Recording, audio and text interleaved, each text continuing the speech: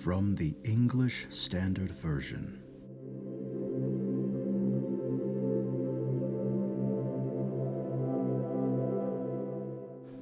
After these things, when the anger of King Ahasuerus had abated, he remembered Vashti and what she had done and what had been decreed against her.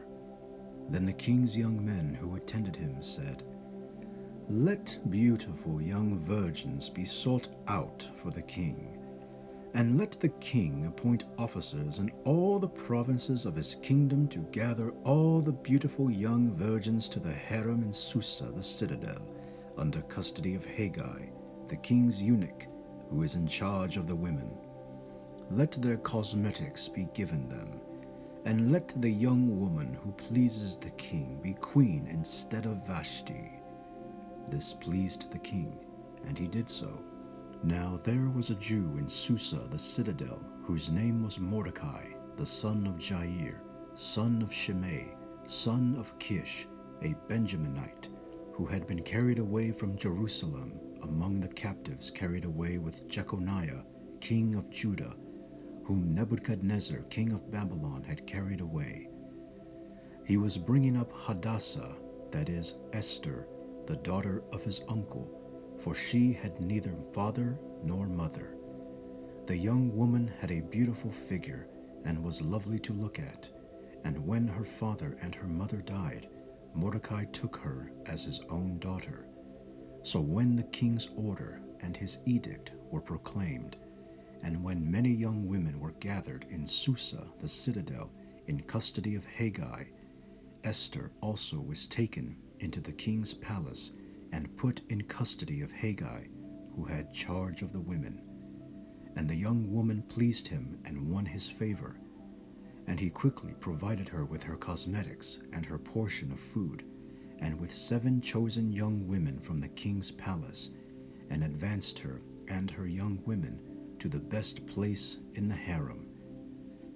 Esther had not made known her people or kindred, for Mordecai had commanded her not to make it known.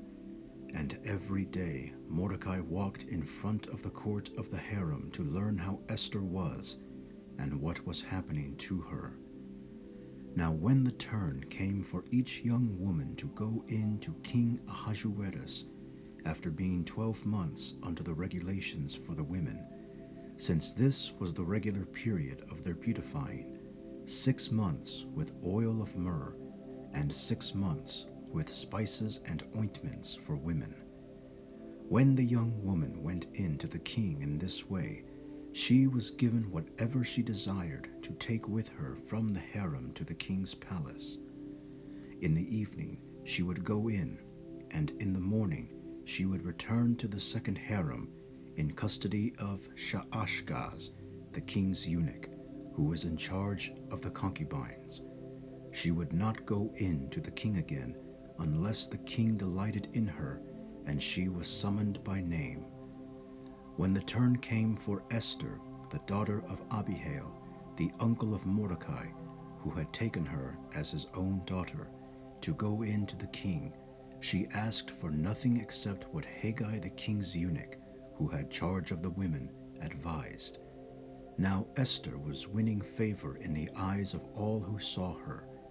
And when Esther was taken to King Ahasuerus into his royal palace in the 10th month, which is the month of Tebeth, in the 7th year of his reign, the king loved Esther more than all the women, and she won grace and favor in his sight more than all the virgins, so that he set the royal crown on her head and made her queen instead of Vashti.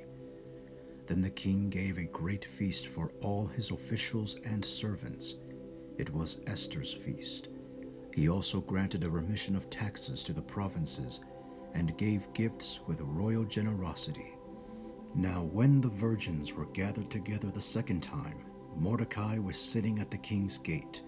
Esther had not made known her kindred or her people, as Mordecai had commanded her, for Esther obeyed Mordecai just as when she was brought up by him.